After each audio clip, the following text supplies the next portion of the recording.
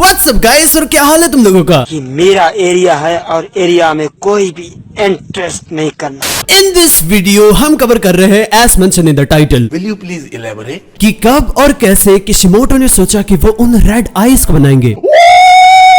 Yes, वही red eyes that reflect the feeling. Yes, वही red eyes जिसके लिए तुम और मैं सिंप है। Yes, this time it is Sharingan baby.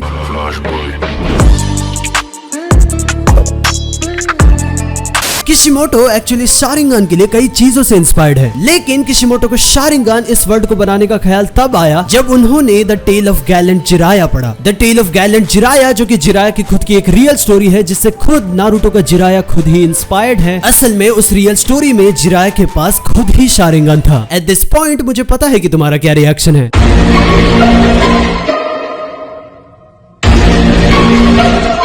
Kishimoto ने फिर ये सोचा कि इसको तो नारुतो के स्टोरी में इंक्लूड करना बनता है। उन्होंने फिर शारिंगन की एबिलिटीज को बनाया। शारिंगन की पहली एबिलिटी मैं कहूंगा कि ये क्वाइट इंस्पायर्ड है ये खुद के ही नाम से, क्योंकि शारिंगन इस वर्ड का मीनिंग होता है द कॉपी विल आई। इसीलिए ये वर्ड खुद ही आगे जाके इंस्पिरेशन बना शारिंगन के वन ऑफ द एबिलिटीज के लिए, कि शारिंगन किसी के भी मूव्स को कॉपी कर सकती है। लेकिन अगर हम डिजाइनिंग के पार्ट में आए, शारिंगन के बेस फॉर्म के लिए वो असल में खुद ही इंस्पायर्ड है उसी के नाम से, जहाँ पे उसका नाम है द कॉपी विल आई। अगर हम इस नाम को शारिंगन के बेस फॉर्म के डिजाइन के साथ देखें, शारिंगन के पास भी एक व्हील टाइप डिजाइन है और उसमें 3 टोमोई हैं, जो कि उसके नाम से मैच करती है, राइट? हाउएवर, लेकिन किशिमोटो ने सोचा कि जब कोई मांगे कि शारिंगन अवेक करेगा, इसकी डिजाइन असल में बेस फॉर्म से थोड़ी सी खास और अलग होनी चाहिए। मांगे कि शारिंगन के डिजाइनिंग के लिए असल में किशिमोटो इंस्पायर्ड थे कामोन से। कामोन असल में जापानीज कल्चर में एक सिंबल है, एक सिंबल जो कि एक ब्लड लाइन या फिर फैमिली को रिप्रेजेंट करती है। ये कुछ एग्जाम्पल है कामोन के। और इनफैक्ट तुम ये वाले डिजाइन को देखो, कहीं ये हिंद्रा का मांगे कि शारिंगन तो नहीं।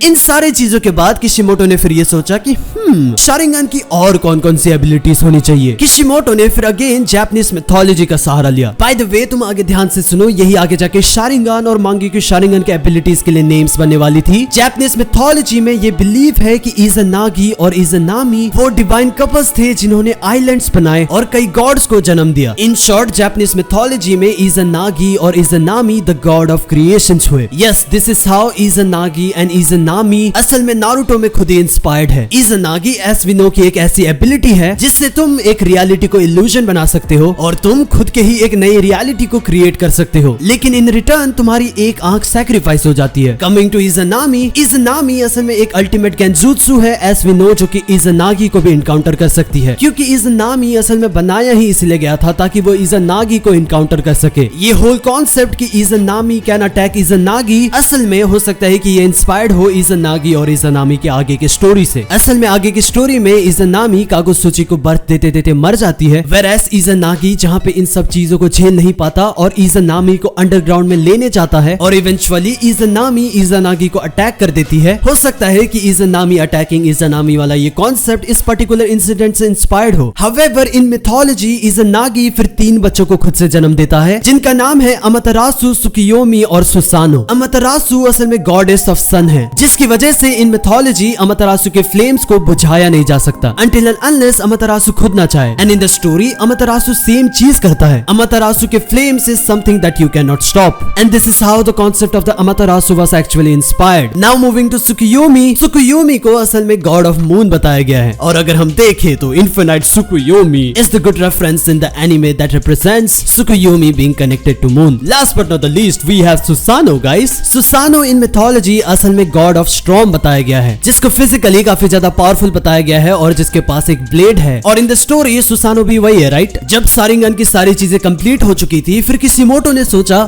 इसको यूज कौन करेगा। किशिमोटो ने फिर इसी चीज के चलते एक क्लैन बनाने का सोचा। किशिमोटो के दिमाग में इस क्लैन को लेके तब ज्यादा कुछ नहीं था। किशिमोटो को बस इतना ही पता था कि ये क्लैन एज अ सिग्नेचर एक फायर रिलीज टेक्निक को यूज करती होगी। किशिमोटो के दिमाग में फिर ये ख्याल आया कि इन ट्रेडिशनल वे आग को बढ़ाने के लिए एक फैन यूज होती है, तो क्यों ना उस क्लैन का नाम यही फैन रख दे। और इन जापान ऐसे फैन को उचिहा कहा जाता है। तो यार, अगर तुमने वीडियो को यहाँ तक देखी है तो let me know in the comments कि तुम्हारा फेवरेट उचिहा कौन है। I hope you like this video. Next video तक के लिए गुड बाय।